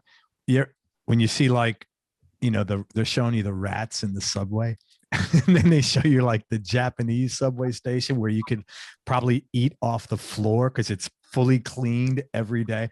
I look at that, I'm like, it's almost another planet, man. It really is. Not just Japan. I mean, every country in Europe has high-speed trains that put ours to shame. I hate to say it. I mean, you've got the TGV in Europe. You've got, the bullet train in Japan. You've got China has their amazing high-speed rail. Spain has, you can watch a movie on their high-speed trains. Wow. There's a dining car, and the seats are cushioned. It's like, it's a sad thing, because when you travel, you see how many things we lack here in America that they make you think, oh, you don't need that, or you're not supposed to have that. And it's like, when you go abroad, you see that, wow, it's so easy to get from here to there because you don't have, say, a fossil fuel industry that doesn't want you to know that. Right. You have people who think it's okay to have, bridges that look like they're falling apart, or potholes all over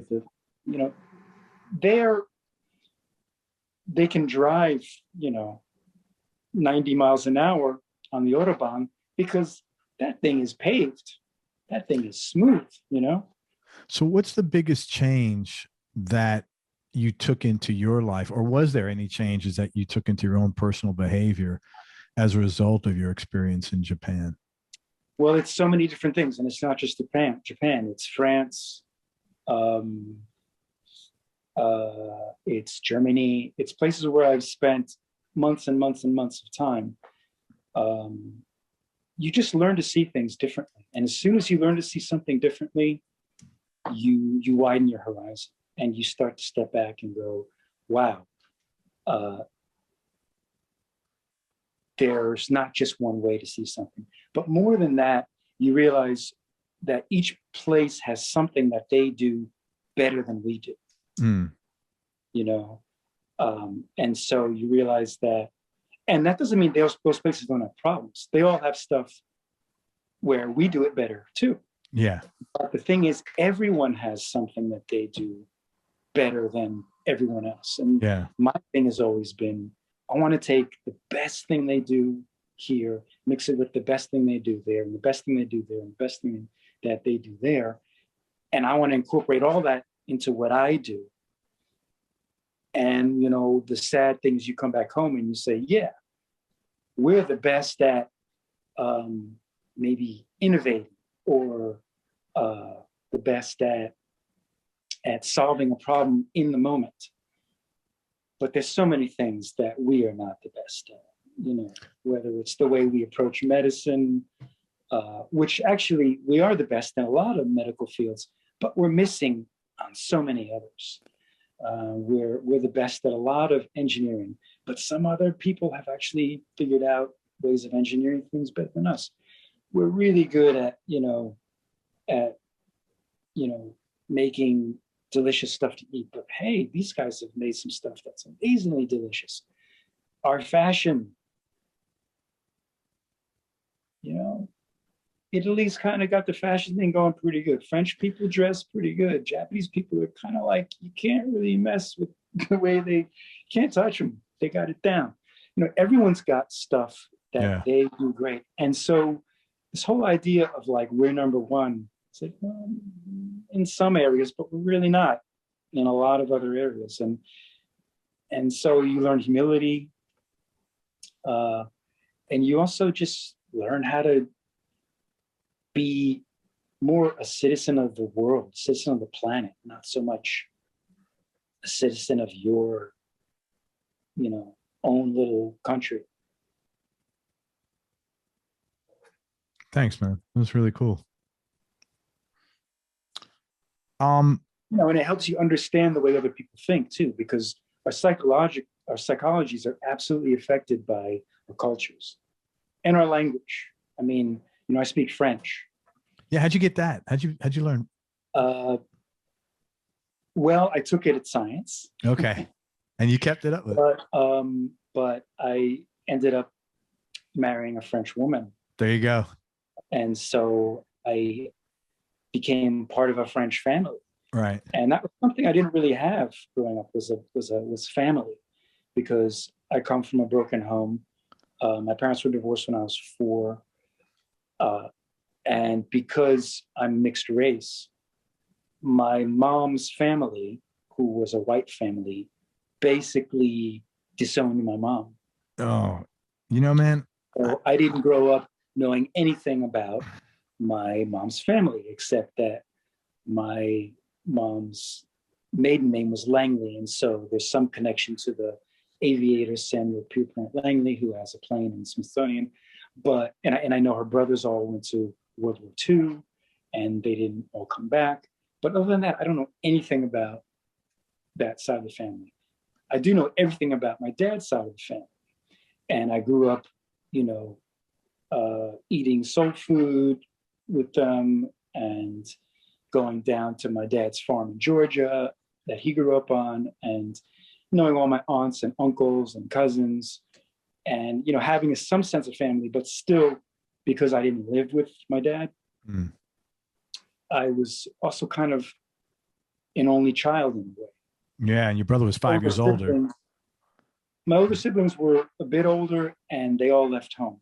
Right. And so I was in this strange kind of middle ground where I had siblings, role models, but I was an only child. I had family, but I didn't have family. And so when I met my wife, she had this really big family that all still lived and believed in staying together as family. So she had 3 sisters, a brother, all younger, that she kind of grew up taking care of. And you know, an aunt and nephews and nieces that they visited all the time. And, you know, it was just amazing to me. They accepted me with open arms, even with my high top sneakers and ripped jeans and long, crazy hair. And since I had a little foundation, you know, slight foundation of French from high school, I just immediately started applying it when I was there. And I learned to speak French because they all spoke French. That's grandparents, parents, everybody. Can I ask you a couple of questions about that whole situation, if you're comfortable? En français ou en anglais? In English. Sure. And if I ask anything that is uncomfortable, just tell me to skip it. Couple of things. Are you still with the same woman this whole? Yeah. How long?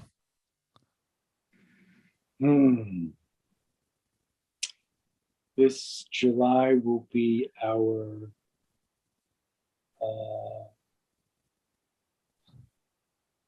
29th anniversary. Right on, man. Congratulations. That's great.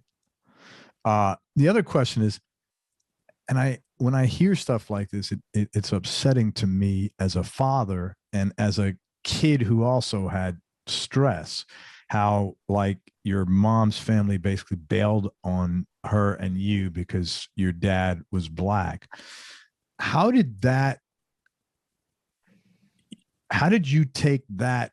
You don't seem like, yeah. And you don't seem like you're a guy who has a chip on his shoulder. I don't know if you did or at some time in the past, but how did you process that? And how did that impact you over your life to whatever extent you're comfortable, Zach? My mom was not a very talkative person. And basically she just kind of like let it roll right off her. And she never talked about it. She didn't, if it bothered her, which I'm sure it had to have, she didn't talk about that either. And she didn't really let it show. And she had one sister who, I just got my low battery message. She had one sister who took pity and did visit us from time to time. And I guess for me, that was enough. I didn't really question it. And as I say, I had so much on my dad's side. Yeah. Visiting for Thanksgiving, you know, visiting for this and that. And there would always be these family gatherings that I felt that I had family. It kind of never occurred to me that I never went and visited my mom's family. Right. And so it didn't really affect me. Good for you, man. In fact, I didn't even really know that it was on the level of disownership until I was much older. Yeah. I just thought they weren't around. Fuck. Man, thank you for sharing that. That was really cool of you. I appreciate that. And I'm 29 years. Oh, that's awesome. You know what? I'm like right behind you, actually. Yeah. So, I mean, that really started me, the learning French and the spending so much time in France and being surrounded by family. That really opened my mind to a lot of things too, because, you know, like here's a perfect example. When my wife came to the States, she couldn't understand the whole thing of people saying, oh, yeah, let's do lunch, and then never calling. Oh, like, yeah. That whole concept was just so... I don't understand that, and I'm here 57 years. Yeah, it was like, if somebody says, I'll see you tomorrow, you see them tomorrow. Right. If someone says, I'll call you, you call them. It's not something you just throw on the back burner. You make a note of it and you find a time. Right.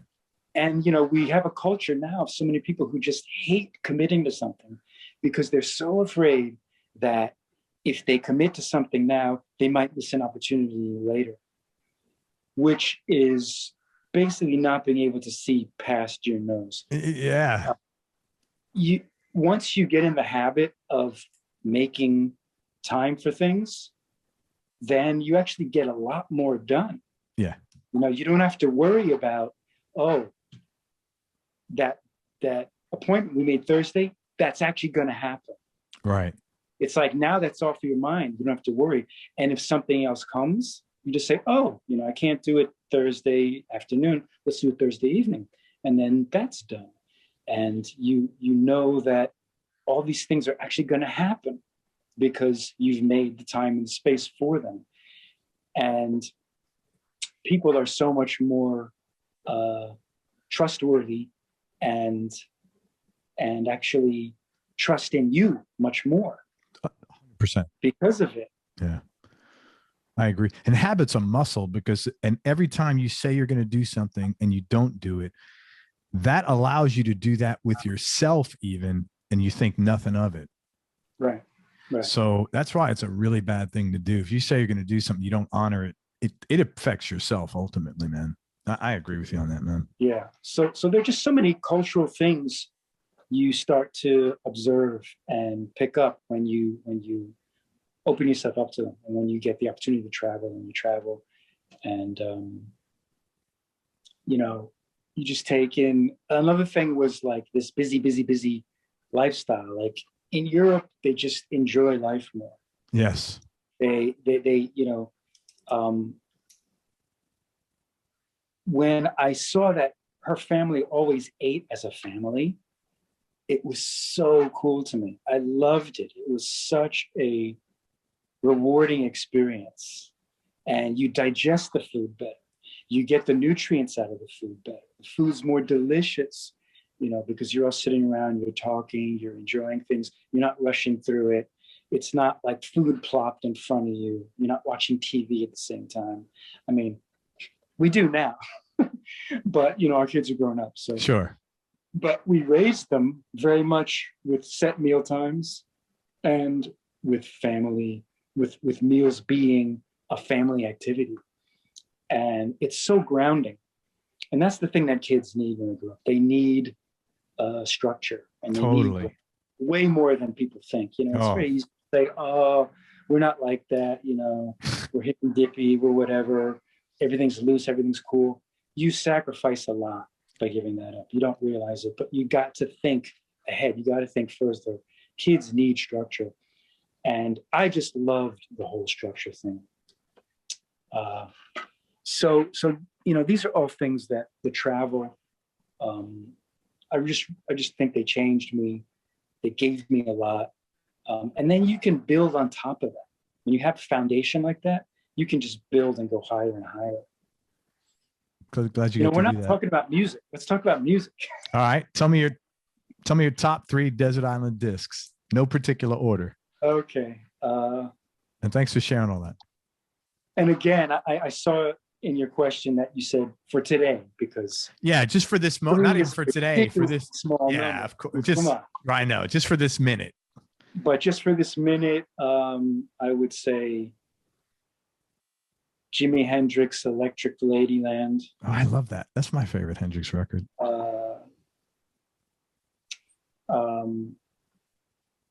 Stevie Wonder's Songs in the Key of Life. And the Beatles' Abbey Road. What's the last thing you listened to? Or what's the most recent thing you listened to if you looked at your iPhone? Oh God, I hardly ever listen to music on my iPhone. What do you listen to music on? I'll have it on my laptop, either with headphones. I have a YouTube or a Spotify. What's the last thing you listened to? The last thing I listened to was probably Aretha Franklin. This is an unfair question. Favorite musicians you've played with?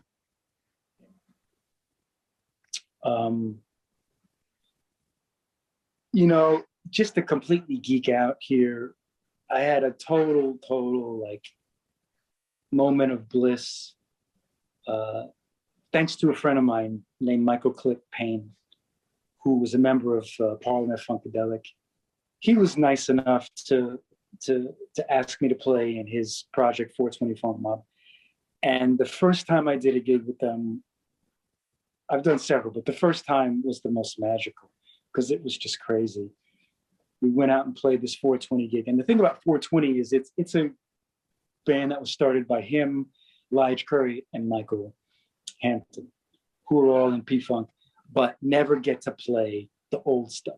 Okay. Because George always makes them play the same set, and it's always the hits, and they get tired of it. And so they decided to make their own band where they get to play all the old stuff. They play the hits too, but they play all the old stuff that they never ever get to play.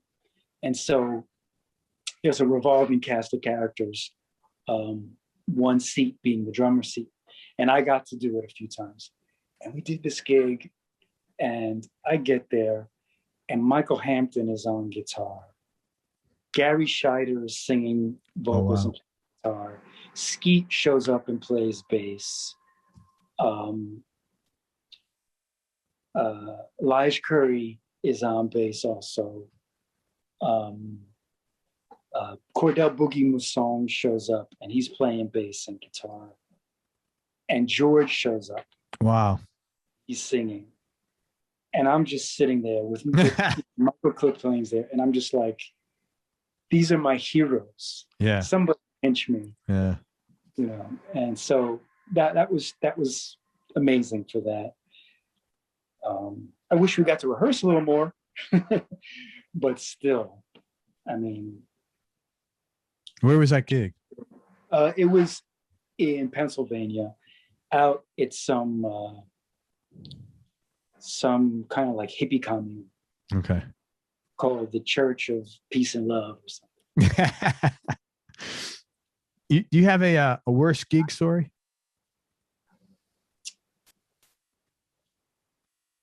Nah.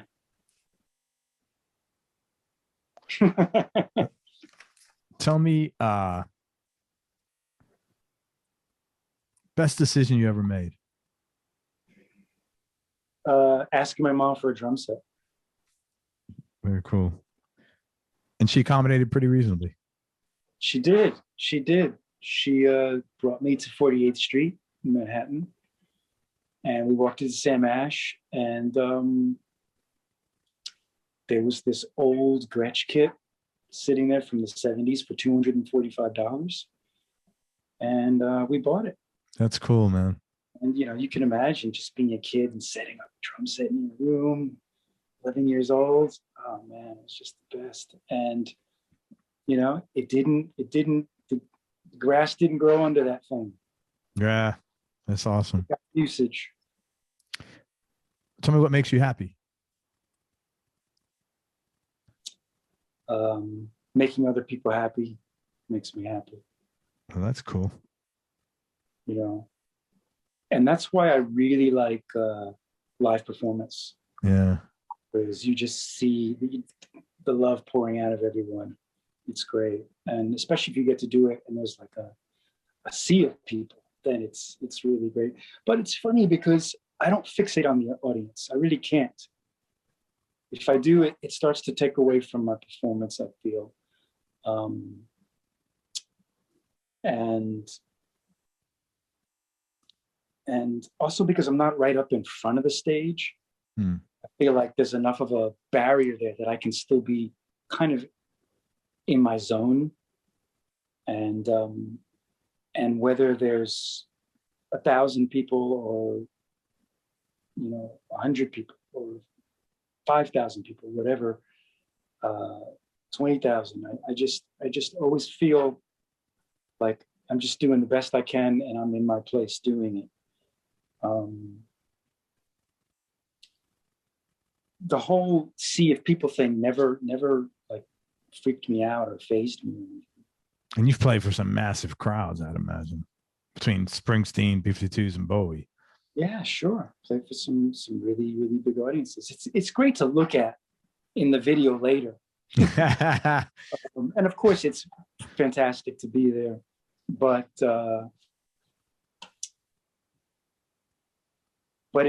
it doesn't really affect my state of mind or my level of performance, I think.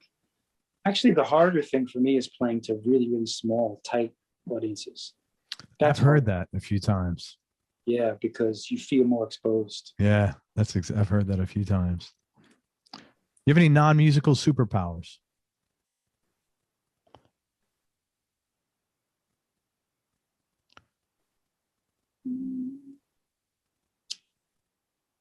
Well, my other outlet, which is another artistic, creative outlet, is illustration. I love drawing, and I used to love painting a lot. I don't paint so much anymore, but I do draw. And now, Dude, do you have a website with any of your stuff on it? I do. I have a website of a graphic novel that I'm working on.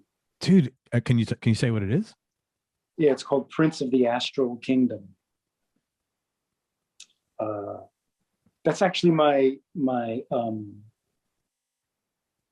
Instagram, but the website where you can view the comic, it's something called comicfury.com. And then you'd have to look up Prince of the Astral Kingdom on Comic Fury. That's cool. Dude, I'm going to look at that. That's awesome. I love drawing. I don't spend a lot of time doing it, but it's one of those things that's well, like you know, I gave it up for many years because I just thought those days are behind me, and my total focus is music, and all my energy is going to that. But a strange thing happened. I began to draw again in my late 30s, actually. And I realized that I still have this ability. And I just began to draw more and more. And I got back into it, and I realized I'm better. I'm actually better than I ever was. And so around 99, I got the idea that I want to finally do a graphic novel, something that I wished I could do when I was young. But then I just thought, you know, why not? Life is short. You know, don't put off things that you can do. Yeah. That you'll regret later and say, oh, I wish I had done that. Just do it. Because at the end of the day, all we have is what we've left behind. And so the more stuff you leave behind, the more of you there is. Dude, I'm feeling this on you, like Zach Alford limited edition shit. I'm serious. This would be good. I'm going to look at that. Prince of the Astral Kingdom on comicfury.com. Yeah, I'm going to check that out. That's awesome. I'm happy you're drawing again. Yeah. I had a question. Any hobbies and interests outside of music? Anything else besides drawing? Well, it's funny because it's my hobby that got me back into drawing. Back around 98, 99, I was taking a jiu-jitsu class. Ah. And I really got into it. I was just fell in love with the chess-like aspect of it and the lock and unlock aspect of it.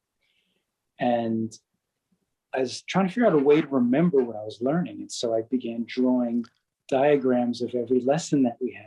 And that's when I realized, at first they were horrible. They were just like, these really lame looking figures.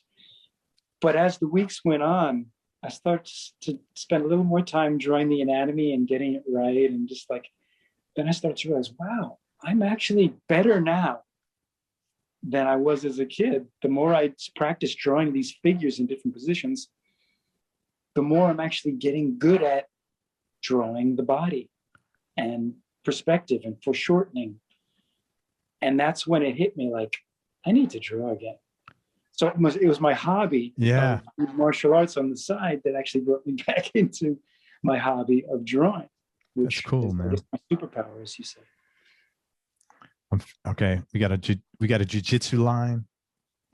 You can go old school and do like graffiti line. Yes.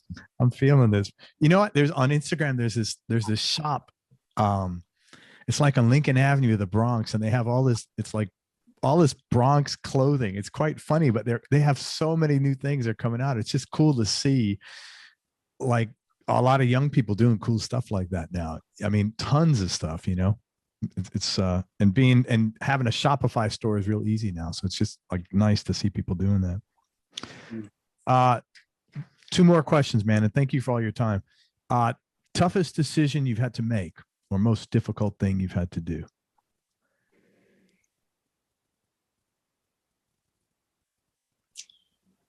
Well, it's a bit of a luxury, but the toughest choices I've had to make are usually turning down good gigs because you accepted another gig. Totally get that. Those really hurt. They really hurt. Yeah. Hopefully the gig you turned down ends up not being, you know, a blockbuster whirlwind tour. And hopefully the thing that you turned it down for does. Yeah. And in my case, that actually was the case. 4 months, 5 months, I said to him, dude, if I'm going to do this long of a tour, I got to have my family with me.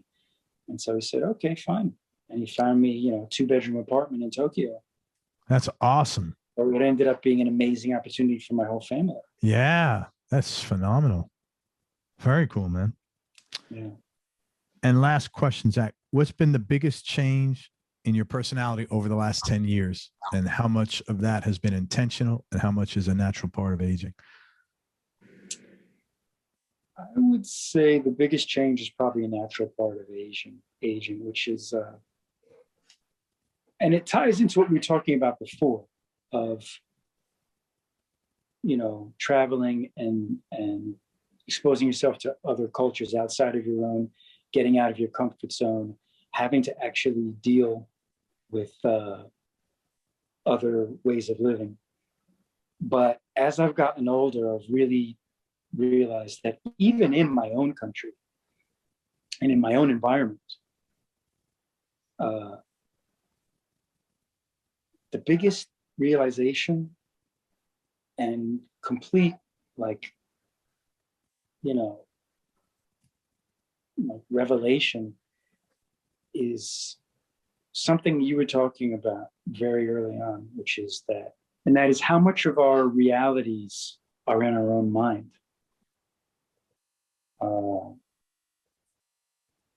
You know, more than ever in my life have I realized that the old Indian Buddhist saying that, you know, there is no reality is so true, because it's so much subjective to what we feel as individuals. Like you were talking about how you felt in school. Yeah. You know, you had all of this perception, baggage of yourself that you were, you know, putting on yourself that didn't exist. And yet that was your reality. And, you know, it's true. It's so true how everything we think of, oh, this person doesn't like me, that person does like me, you know, all this stuff, it's all in our own mind. Yeah. And, you know, just something as simple as seeing two people looking at the same thing and one person going, oh, I think that's really cool. Another person saying, you know, that's horrendous. Right. What is reality? Each person has their own reality. And this is something that, as much as I like to think and want to believe that we all have a shared, you know, common reality, time and time again, I just see that it's not the case. And that's pretty deep, I think. I mean, that's like, I don't know if you even want to include that in this interview. No, I think that's important because, like, for me, what I've done is like if someone said, you know, does someone like your show, or someone doesn't like your show? I'm like, you know what? That's none of my business how someone feels about me, actually. You know, like I don't, it's not, it's none of, I mean, I can barely have my own shit together about my own thoughts, but Exactly. you're talking about. You play a show and all you can think about is how you messed up that last chorus and no one noticed it. Right. So if a tree falls in the forest, does it make a noise? Right. Like, did it even happen? Because for someone else, it didn't happen. Right. They loved it. Right. For someone else, that was the greatest moment, you know? Yeah. So your perception of reality is so, you can't just believe, you know, that everyone is having the same perception as you. I agree with you, man. Dude, I think we need to have another podcast one day with that as like a whole topic. Seriously, that's a pretty, yeah, it's a pretty, but we have to do, but you have to do like a whole, like illustrative, we have to base it on some journey that you take us on, like with your drawing. I think that we tie it all in together, you know? Yeah. That would be awesome. Yeah, it all meets again. It's all been intertwined for me in some weird, strange way. And I think it's all going to come back. Any word on gigs for you anyway, moving forward, whether it's... Well, you know, I'm not superstitious, but I generally don't like to say that because, I mean, talk about something until it's actually happening. Yeah, I get that. Yeah. Because, you know, you never know. But are there things, I'm not trying to peg you down, things are people are talking right before the pandemic. And so right now it's just, you know, it's on the docket. Oh, it's still there. Okay. Okay. Well, dude, I hope it materializes. And if you're ever down my neck of the woods, let me know. We'll go have this conversation over some alcohol. Where are you now? I'm in Tampa. Oh, okay. Definitely. Yeah. Definitely. Yeah. Hey, let me first of all, man, thank you. I really appreciate your time. Thanks for being so open and so cool, and for getting so deep. That was really kind of you. Let me tell people where to find, and hey, talk about, you know what, just talk about that single, Triangulation. That's a really, I mean, I couldn't believe you're playing on that. I was like, I'm not just saying it, I don't have to say anything. It was really killer. Thank you. You know, I just wanted to do something that was fun for me. And so fun for me has to have elements of funk, elements of rock. And I also really have always loved dance music. And so I wanted it to be something that was maybe a little bit dance floor friendly, but at the same time I was doing it in conjunction with Yamaha, and so I felt, okay, well, I have to make this a little bit of a drum showcase, and so I approached it in that way. You know, I've been watching lots of drummer videos, which I do for inspiration all the time, and I just thought, I want to do something in the spirit of that, because no one's really ever seen that side of me. But generally the work I do does not call for that. If you were to ask me what's something that I wish I had done differently in my career as a developing musician, I'd probably say I wish I'd worked on improvisation more. Right. As it turned out, it didn't harm me. Yeah.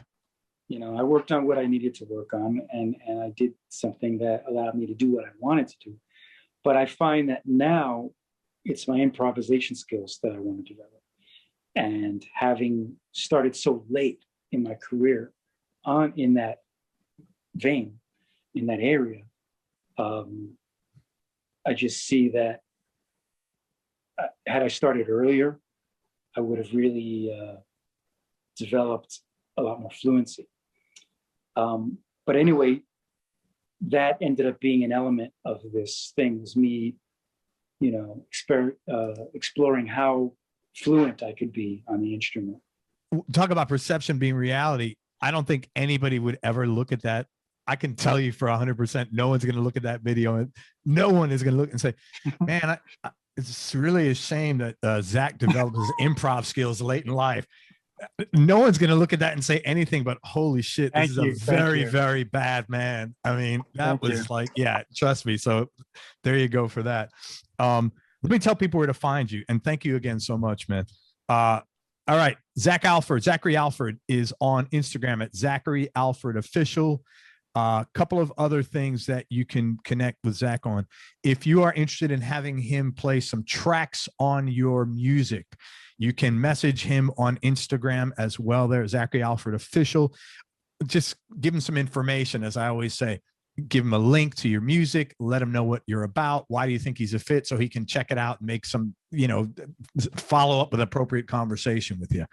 Also, if you are interested in lessons as a drummer, if you're an intermediate or up drummer and you want to connect with Zach, or you're just interested in something he does and you want to know how he does it in a certain way, you want some guidance, like on a, it doesn't have to be a weekly thing, a consulting thing for a particular project or a particular thing that you're working on.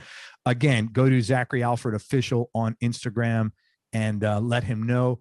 And man, petition him. We want to see a limited edition Zachary Alford, some drawing stuff. I'm trying to this guy's career will be booming in part 2 with his drawing stuff. So man, is there anything else I could anything else I could pitch? I know you're going to cringe in a minute. I'm sorry. Anything else I could support? That's plenty. All right. Thank you for everything, man. I really appreciate it. Yeah. If you want to pitch one more thing. Yeah, please. And you're curious about my early days, you can find the CD of my body bag, my band Body Bag, on iTunes. Just type in Body Bag and then scroll down to Hard Rock, and you'll find the album cover with the phonetic spelling. It's on Spotify, it's on Deezer, it's on a bunch of different platforms. Awesome. I'm going to listen to that myself. And also, if you like hard rock. I love hard rock. Who doesn't like hard rock? And Zach is also running a seminar on the Dunning-Kruger effect for fall semester. Man, thank you for everything. You're a super sharp guy. It was really good talking to you. Hold on one second. Let me wrap this up, and I'll look forward to meeting you in person. Everybody, thank you so much for listening. If you enjoyed this, please share it on your social media channels. We appreciate your support. Thanks very much to Zachary Alford for everything, man. You're really cool with your being so open. I really appreciate that. It was kind of you.